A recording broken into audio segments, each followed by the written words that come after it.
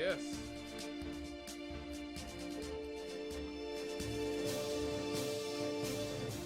Madeleine Albright, the Oh, yeah. first female U.S. Secretary of State who helped steer Western foreign policy in the aftermath of the Cold War, has died. She was 84 years old. The cause was cancer, according to her family in a statement yesterday. Now, Madeleine Albright was a central figure in Bill Clinton's administration, first serving as an ambassador to the United Nations before becoming the nation's top diplomat in his second term. She was a tough-talking diplomat in an administration that hesitated to involve itself into the two biggest foreign policy crises of the 1990s, the genocides in Rwanda and Bosnia-Herzegovina. She once upset a Pentagon chief by asking why the military maintained more than 1 million men and women under arms if we were never going to use them. Oh, how quaint. She was a tough-talking diplomat in the administration that hesitated to involve itself in Rwanda and Bosnia-Herzegovina, as we said. President Joe Biden actually paid tribute to her in a lengthy statement, calling her a force, well, if that's what you want to call her, and saying working with her during the 1990s while she was on the Senate Foreign Relations Committee was among the highlights of his Senate career. When I think of Madeleine, I will always remember her fervent faith that America is the indispensable nation, said Biden, who ordered flags at the White House and all federal buildings to be flown at Albright's honor. So, Rev, when you think of Madeleine Albright, what do you think? You know what? Honestly, I really don't have many thoughts at all. Right, I can understand that. Me personally, I will always think about the 500,000 Iraqi children who starved to death under the sanctions that she and the Clinton administration implemented in the 1990s. When she was asked about it on 60 Minutes, this was her response. We have heard that 500,000 children have died. I mean, that's more children than died in Hiroshima. And you know, is the price worth it? I think this is a very hard choice, but we think the price is worth it. Yeah, so the price was worth it. Kill 500,000 innocent children, price is worth it. It is what it is. People often ask me, especially since I've been hosting here, what is the difference between liberals and the left? That's the difference, folks. That's a liberal, okay? A liberal has no problem using sanctions to kill 500,000 children, okay, and to sort of push a muscular foreign policy, as long as then she gets to grandstand and talk about being a feminist and girl power. And let's not forget when Hillary Clinton was running against Barack Obama in 2008, she said there's a place in hell for women who don't support women. You know, so she was one of these types who was super girl power, you know, super feminist, Billie Jean King, you know, old school sort of 70s feminist who was also a chicken hawk, because she wasn't about to go and fight nobody herself, you know, but she had no problem involving the men and women of the United States military. Okay. She definitely, one of the more underrated parts of her legacy was what happened in Yugoslavia. Some people would say it was a disaster. As violence rose in the Serbian province of Kosovo between the KLA, which was the Kosovo Liberation Army, and security forces, she deliberately exaggerated the Kosovar Albanian death toll and demanded the U.S. right to intervene.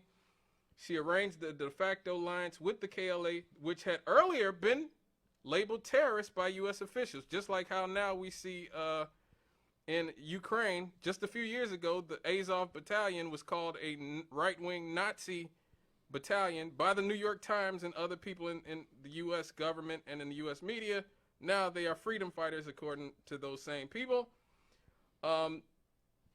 You know, these people who were earlier labeled terrorists by the U.S. officials, they were then at the Rambouillet talks between Serbia and Kosovo, along with the U.S. and its European allies and Russia. The U.S. demanded that the whole of Serbia and other states in what used to be Yugoslavia submit to virtual occupation by NATO. You know, this is once again they're pushing eastward, which she was a big part of. She had proudly remained outside. Yugoslavia had proudly remained outside of the Warsaw Pact and had prided itself on participating in the non-alignment movement, resulting in the deployment of NATO to bomb a European city for the first time since 1945, killing at least 500 citizens. Now, according to Human Rights Watch, it may have been 10 times that many, might have been 5,000 members.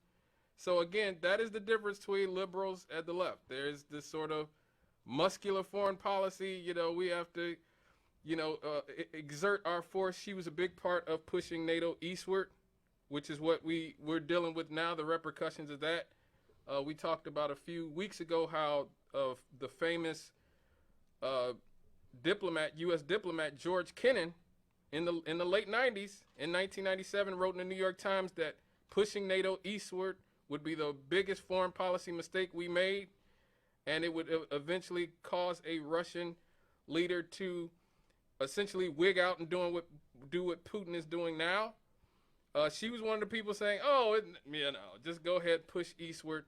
So, that's who Madeleine Albright was. She was a chicken hawk. She was somebody who championed the expansion of NATO in spite of the fact that you had lots of academics and lots of experts saying it was a terrible idea. It is proven to be a terrible idea since we're about to all be paying $7 for gas. We're going to talk about that definitely later in the show as well. So I'm not a huge fan of Madeleine Albright. But again, the media, the corporate, mostly liberal media, will treat her like she's a saint, and because she was a woman, and she showed that women can support bombing and killing lots of people as well, just like they love Hillary and other chicken hawk liberals like that. Right? Okay. Hey, Rev, you know where I'm coming from. I'm coming from the left wing sort of anti-interventionist. Right. Well, see, the thing is, I know that when you speak of the left, you're speaking basically of the American left, which is different from the European left. Yeah, a lot of them are just socialist and communist and stuff. Right. Yeah. And so, yeah, you're right. From that perspective, I'd agree. Now, the European left, well, let's just say they had no problem with bombing things and blowing up things and killing people either. We just really haven't had much of experience with them here in America. Well, that's another thing. America is so insulated. Yeah. Because we essentially have thousands of miles between us and anybody who would be against us. Yeah. I mean, it's almost like for most of our history, really, if you think about it, up until Theodore Roosevelt's Great White Fleet expedition, the United States, I won't say prided itself, but it basically banked its security on the fact that there was a Pacific Ocean and an Atlantic Ocean, Yep. and anybody would have any hostile designs against us would have to cross that big old moat to get to where we were. And ever since World War II, basically, we felt more threatened, even though we're bigger militarily, because our interests are spread so far beyond those two oceans. Right. I mean, wherever the U.S. flag is, that's American territory, basically. Yep. That's Guam. That's like Guam. Western Europe, Right. Wiesbaden Air Base, Rhein-Main Air Base, whatever the name of that air base in Saudi Arabia is. Right. If there's an American flag, that's, we've got to defend it. And for many people, that's the only America they know. Right. I mean, if you look at it that way, that is America, the global, whether we like it or not, global protection force.